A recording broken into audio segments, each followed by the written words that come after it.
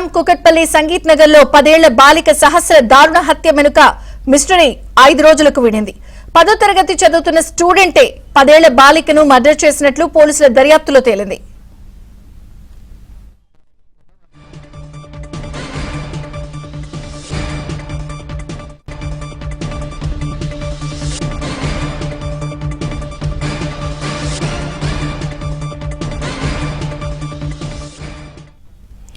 ఈ నెల 18వ తేదీన మధ్యాహ్నం ఇంట్లో చోరీ కోసం వెళ్లాడు బాలుడు.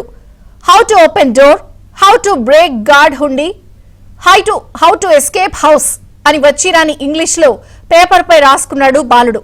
సహస్ర పేరెంట్స్ వెళ్లిపోయిన తర్వాత ఇంట్లోకి వచ్చిన బాలుడు నేరుగా దేవుడి దగ్గరున్న హుండీ వద్దకే వెళ్లాడు. దాన్ని పగలగొట్టేందుకు ప్రయత్నించాడు. అదే సమయంలో ఆ బాలుని చూసింది సహస్ర. దొంగతనం విషయాన్ని పేరెంట్స్ కు చెప్తాను అని బెదిరించింది సహస్ర. అప్పటికి తనతో పాటు తెచ్చుకున్న కత్తితో సహస్ర గొంతులో పొడిచేశాడు. కింద పడిపోయిన సహస్రపై ఇంకా 19 సార్లు కత్తితో పొడిచాడు. చనిపోయిందని నిర్ధారించుకున్నాకే సహస్ర ఇంటి నుంచి పక్క బిల్డింగ్ లోకి వెళ్లిపోయాడు బాలుడు. అక్కడ 15 నిమిషాలు భయంతో దాక్కున్నాడు. ఈ బాలుడి వ్యవహారాన్ని గుర్తించి ఎస్ఓటీకి సమాచారం ఇచ్చారు పొరుగునే ఉన్న ఓ సాఫ్ట్వేర్ ఇంజనీర్.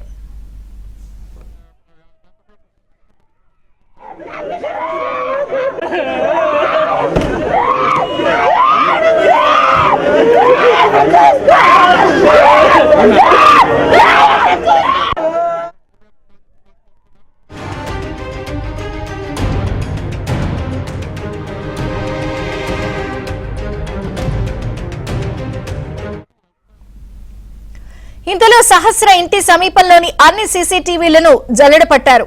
ఎలాంటి క్లూ దొరకలేదు పోలీసులకు. తల్లిదండ్రుల నుంచే వివరాలు సేకరించేందుకు గత 2-3 రోజులుగా విచారించారు. సాఫ్ట్వేర్ ఇంజనీర్ బాలుడిపై ఎస్ఓటీ పోలీసులకు ఫిర్యాదు చేయడంతో బాలుడు చదువుకుంటున్న స్కూల్ కు వెళ్లి విచారించారు. బాలుడు ఎంతకు నోరు విప్పకపోవడంతో బాలుడి ఇంట్లో తనిఖీలు చేపట్టారు. ఈ తనిఖీల్లోనే ఇంగ్లీష్ లో రాసుకున్న లెటర్, కత్తి, రక్తంతో తడిసి ముద్దైన దుస్తులు స్వాధీనం చేసుకున్నారు. ప్రస్తుతం బాలుని పోలీసులు అదుపులోకి తీసుకుని విచారిస్తున్నారు.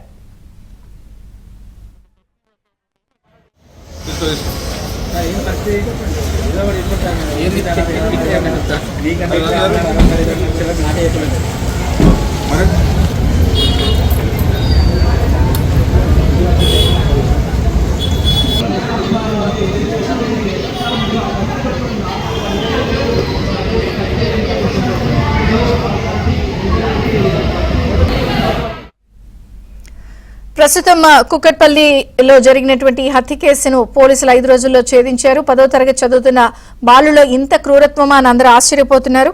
ఇక లేటెస్ట్ అప్డేట్స్ మణికంఠ అందిస్తారు. మణికంఠ, సహస్ర హత్య కేసులో నిందితుడిని ప్రస్తుతం పోలీసులు అయితే అరెస్ట్ చేశారు. కుకట్పల్లి పోలీసుల అదుపులో అయితే సంవత్సరాన్ని హత్య చేసిన 10వ తరగతి చదువుతున్న బాలుని అయితే ప్రస్తుతం అరెస్ట్ చేశారు. ప్రస్తుతం అయితే ఈ ఘటనకు పాల్పడింది, సహస్రాన్ని హత్య చేసింది 25 ఏళ్ల లోపు వ్యక్తులు అయ్యుండొచ్చని పోలీసులు అయితే భావించారు. అయితే వినూత్నంగా దీంట్లో చాలా ట్విస్ట్ ఏర్పడిందని చెప్పుకోవచ్చు. ఎందుకంటే 10వ తరగతి చదువుతున్న విద్యార్థి అత్యంత దారుణంగా పాశవికంగా సహస్రాన్ని హత్య చేశాడు. ప్రస్తుతం పోలీసులు కూడా షాకింగ్ కు గురవుతున్న పరిస్థితి కూడా కనబడుతుంది. అయితే మొదట దొంగతనానికి వెళ్లే ప్రయత్నంలో దొంగతనం ఎలా చేయాలి, ఆ తర్వాత దొంగతనం చేసిన అనంతరం ఎలా ఎస్కేప్ అవ్వాలి, అక్కడ ఇంట్లో దొంగతనం బీరువాలో ఉన్న డబ్బుని ఎలా బ్రేక్ చేయాలి, ఇవన్నీ కూడా వచ్చి రాని ఇంగ్లీష్ లో ఒక పేపర్ అయితే రాసుకున్నాడు. ఒక పేపర్ లో రాసుకుని ఆచరణ చేసినట్లుగా కూడా తెలుస్తుంది. అయితే ఈ దొంగతనం కోసం ఎవరైనా చూసినా తనను గుర్తుపట్టినా ఈ విషయం బయటకు తెలియకుండా ఉండడం కోసం ఒక కత్తిని కూడా కొనుగోలు చేసుకున్నాడు నిందితుడు.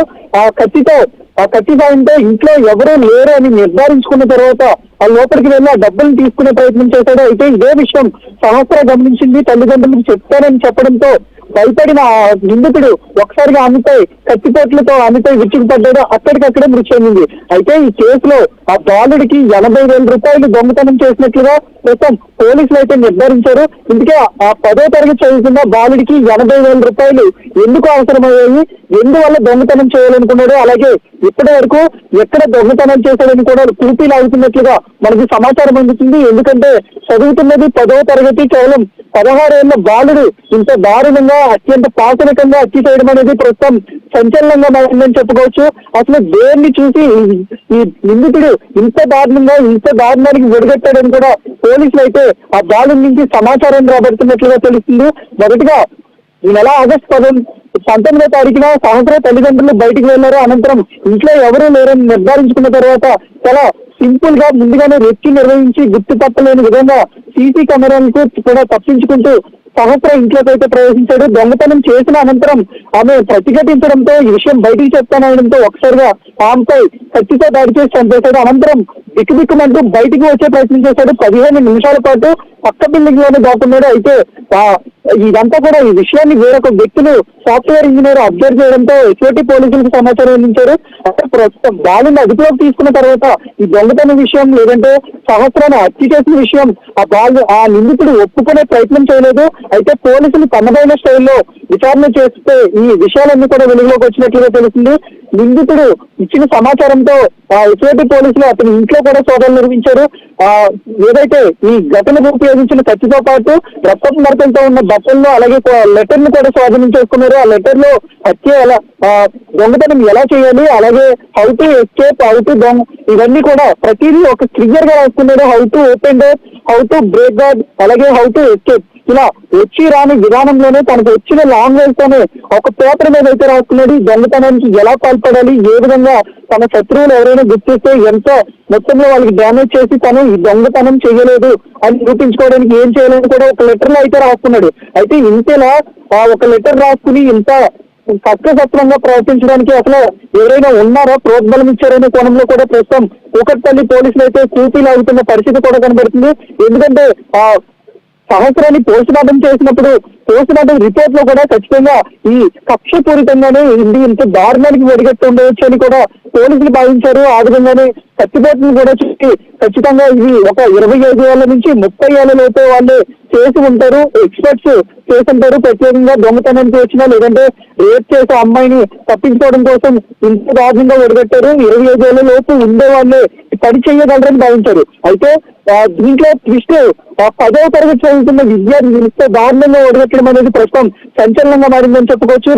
ఎప్పుడు కూడా 2 తెలుగు రాష్ట్రాల్లో ఇలాంటి ఘటన వెలుగులోకి రాలేదు, చోటు చేసుకోలేదు. అయితే ప్రస్తుతం ఈ ఘటన అయితే ప్రస్తుతం సంచలనంగా మారిందని చెప్పుకోవచ్చు. ఎందుకంటే అటు 10వ తరగతి చదువుతున్న విద్యార్థి ఇంతలా ఒక కత్తిని కొనుగోలు చేయడం, షాపుకి వెళ్ళి ఆ తర్వాత దొంగతనం చేయడం, ఆ దొంగతనం నుంచి ఎలా తప్పించుకోవాలని రాసుకోవడం, దీంతో పాటు ఎవరైనా అడ్డొస్తే వాళ్ళని ఎలా మట్టు పెట్టాలని, అలాగే ఆ డబ్బులు ఇవన్నీ కూడా క్లియర్ గా రాసుకోవడం. ఆ తర్వాత ఈ డబ్బు తీసుకున్న తర్వాత విద్యార్థి అంటే ఎవరైనా కావాలని ఆ బాలుని లోపలికి పంపి దొంగతనం చేయమని ఎవరైనా ప్రోద్బలం అతన్ని ఎవరైనా ప్రోత్సహించారా, లేదంటే ఆ బాలుడే 80,000 రూపాయల కోసం లోపలికి వెళ్ళి ఈ అఘాయిత్యానికి పాల్పడ్డారా అనేది ప్రస్తుతం పోలీసులు అయితే ఆ బాలుడు ఆ నిందితుడి నుంచి వివరాలు రాబడుతున్న పరిస్థితి కనబడుతుంది. అయితే 80,000 రూపాయలు ఎందుకు దొంగతనం చేయాలనుకున్నాడో, ఆ డబ్బుతో ఏం చేయాలనుకున్నాడని కూడా పోలీసులు అయితే ప్రస్తుతం వివరాలు రాబడుతున్నారు. మరో అయితే సహస్ర ఇంట్లో అంత పెద్ద మొత్తంలో డబ్బులు ఉంటాయని ఆ నిందితుడు ఎలా తెలుసుకోగలిగాడు, అలాగే ఎప్పటి నుంచి రెక్కి నిర్వహించాడు అనేది కూడా పూర్తిగా తెలియాల్సి ఉంది. ఇప్పటివరకు ఆ బాలుడు ఇలాంటి ఘటనలు ఏమైనా వేరు ఊర్లలో పాల్పడ్డాడనే కోణంలో కూడా ప్రస్తుతం వివరాలు రాబడుతున్న పరిస్థితి కనబడుతుంది. పూర్తి వివరాలు కూడా ఆ బాలుని ప్రస్తుతం వైద్య పరీక్షలు నిర్వహించిన అనంతరం ఆ బాలుని అయితే రిమాండ్ కోర్టుకి తీసుకెళ్ళబోతున్నారు. అక్కడ రిమాండ్ విధించే అవకాశం ఉంటుంది. ఆ తర్వాత పోలీసులు అయితే కస్టడీ పిటిషన్ వేయబోతున్నారు. కస్టడీలో దీనికి సంబంధించిన పూర్తి వివరాలు కూడా తెలియాల్సి ఉంది. అయితే ఆ బాలుడే ఈ అఘాయిత్యానికి పాల్పడ్డాలో, లేదంటే ఆ బాలుడితో పాటు ఇతరులు ఎవరైనా ఉన్నారనే కోణంలో కూడా పూర్తి వివరాలు తెలియాల్సి ఉంది. ఎందుకంటే ఒకే సహస్రాన్ని కేవలం 10 ఏళ్ల బాలికపై 12 ఏళ్ల ఈ సహస్రపై అత్యంత దారుణంగా కత్తిపోట్లతో పడవడం అనేది చాలా దురదృష్టకరమైన ఘటన. ఎందుకంటే ఎక్స్పెక్ట్ చేసే అంత రీతిలో ఎక్స్పెక్ట్ చేసే క్రిమినల్స్, కళ్ళు కట్టిన క్రిమినల్స్ చేసే విధంగా ఈ హత్య నిందితుడు అయితే చేశాడు. సో అంతలా చేయడానికి ఏమైంది, ఎవరైనా సాయం చేశారా, లేదంటే ఈ కేసు నుంచి తప్పించుకోవడానికి కోసం ఈ బాలుడు వెనక ఎవరైనా ఉన్నారనే కోణంలో కూడా ప్రస్తుతం పోలీసులు అయితే వివరాలు పడుతున్న పరిస్థితి కనబడుతుంది. Vijaya Chandrika. Okay Manikanta, thank you.